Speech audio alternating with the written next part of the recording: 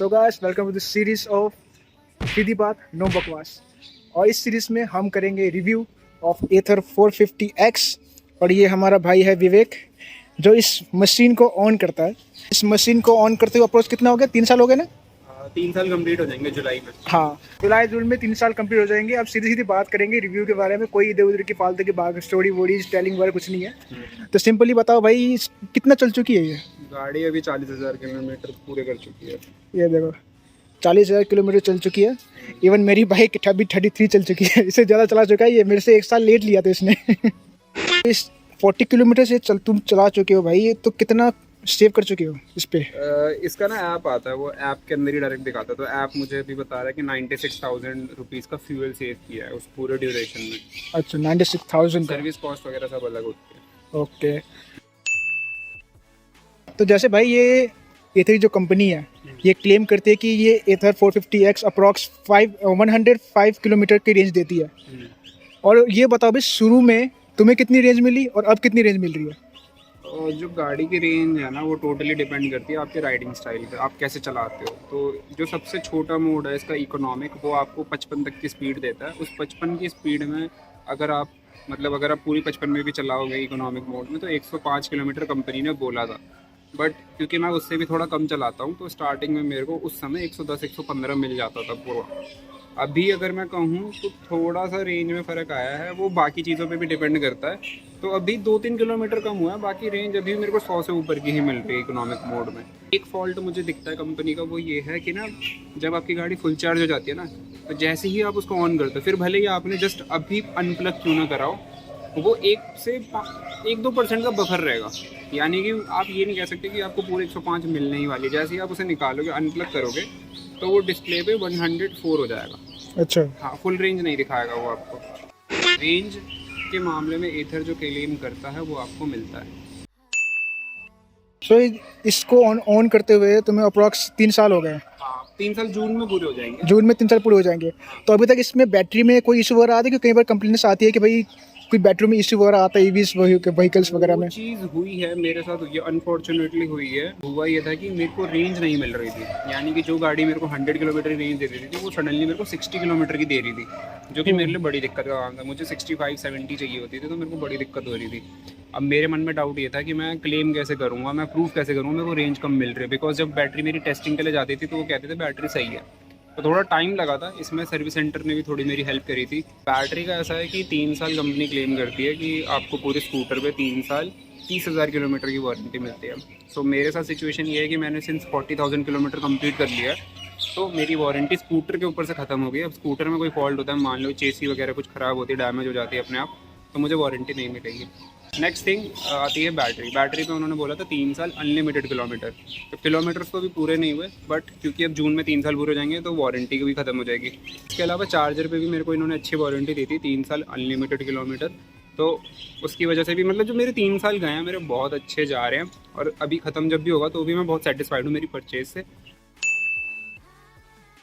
मेरे साथ भी बुरी चीज़ें हुई हैं सर्विस के मामले में, कि कहीं पे मेरे को अच्छी तरह से सर्विस नहीं मिली, कहीं पे मुझे अवॉइड किया गया, कहीं पे बहुत ज़्यादा टाइम तक मेरे को डिले करा गया मेरे काम को। बट दूसरी तरफ कहीं पे ऐसा भी हुआ जो चीज़ मेरे 6-7 महीने में भी नहीं हुई, वो मेरी 1 महीने के अंदर हो गई थी। अभी मैं ब्लेम गेम नहीं करूँगा क्योंकि एट दी एंड मैं सेटिस्फाइड हूँ। अगर मेरी चीज़ नहीं हो पाती सर्विस सेंटर में जाके, मेरा काम नहीं होता, तो शायद अभी मैं भी कहीं ना कहीं गंदा रिव्यू दे रहा होता।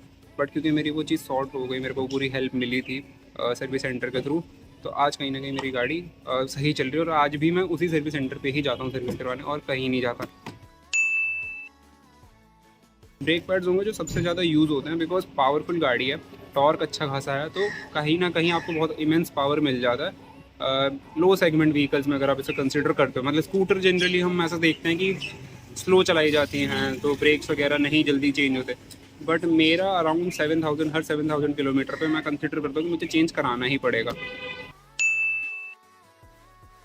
बेल्ट एक मोस्ट क्रूशियल चीज़ होती है इलेक्ट्रिक व्हीकल के अंदर, या तो वो चेन से चल रही है आज के टाइम में या फिर बेल्ट पे। तो जिस टाइम मैंने ली थी उस समय बेल्ट पे ही चलती थी, अभी भी बेल्ट पे चल रही हैं। तो अगर मैं अपनी वाली की बात करूँ तो मेरी अभी तक बेल्ट मेरी घिसी भी नहीं है, बहुत सही चल रही है, बहुत स्मूथ चल रही है, कोई दिक्कत नहीं है इसके अलावा। ये तो रिलायबल है प्रोडक्ट बिकॉज इसके service centre charging stations available हैं। ऑल्सो इन्होंने हीरो वीडा के साथ कोलैबोरेशन कर लिया, तो उसकी वजह से ना मैं इसको वीडा वाले स्टेशन पे भी चार्ज करता हूँ। तो मेरे पास ये कंपल्शन नहीं है कि मुझे एथर का ही चार्जर ढूंढना है। बिल्ड क्वालिटी इसकी इतनी औसम है because as a amateur rider मेरे को राइडिंग स्किल्स इतने अच्छे नहीं हैं। सो मेरे जितने भी एक्सीडेंट्स हुए हैं तो आई फील कि अगर कोई और गाड़ी मेरे पास होती तो वो ज़्यादा डैमेज हो जाती, बट ये नहीं हुई है।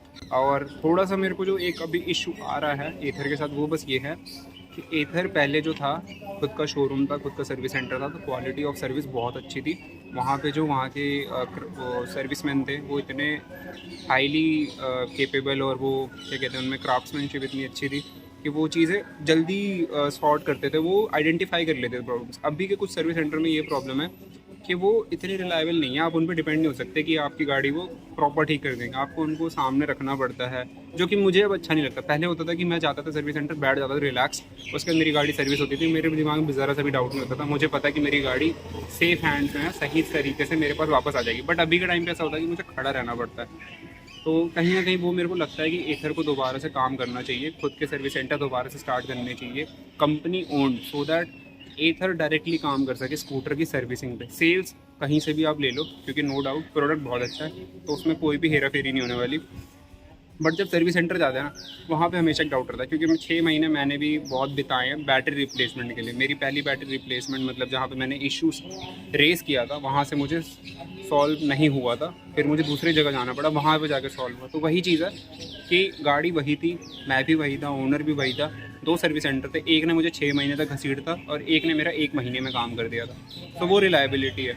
इसके अलावा जो अभी मेजर प्रॉब्लम मैं फेस कर रहा हूँ वो ये है कि क्योंकि मेरी स्कूटी की प्रॉब्लम आइडेंटिफाई नहीं हुई थी सही तरीके से, इसकी वजह से मैं अभी भी गाड़ी को उस कंडीशन में चला रहा हूँ जिसमें उसको नहीं होना चाहिए। लाइक इसका हैंडल का जो बार है उसकी अलाइनमेंट थोड़ी ख़राब हुई है गिरने की वजह से, जो कि मैं कई बार बता चुका हूँ उनको, बट वो उसको आइडेंटिफाई नहीं करते, उसे कंसिडर नहीं करते एज अ प्रॉब्लम, और वो कहते हैं कि सही चल रही है।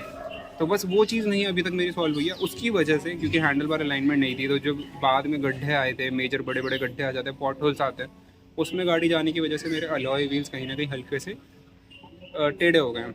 अभी इस समय अलॉय व्हील्स वगैरह की कॉस्ट जो है अराउंड 5 to 6,000 है सिर्फ अलॉय व्हील की, जो कि मैं अभी नहीं समझ रहा इतना वर्थ इट कि मैं इतना खर्चा करूँ दोनों अलॉय व्हील्स पे 10,000, उसके अलावा फिर शॉकर्स पे भी इन्वेस्ट करूँ, हैंडल बार पे इन्वेस्ट करूँ। तो अभी अगर मैं इसको पूरा प्रॉपर सही करवाऊँगा तो 20 to 30,000 की कॉस्ट है, जो कि मैं नहीं समझ रहा कि मेरे को इतना करना चाहिए। तो ये सब चीज़ों के बावजूद मेरी गाड़ी अभी भी इतनी स्ट्रॉन्ग है कि मैं डेली इस पर 60 to 70 किलोमीटर ट्रैवल कर रहा हूँ और मुझे कोई दिक्कत नहीं आ रही है। That's it from my side.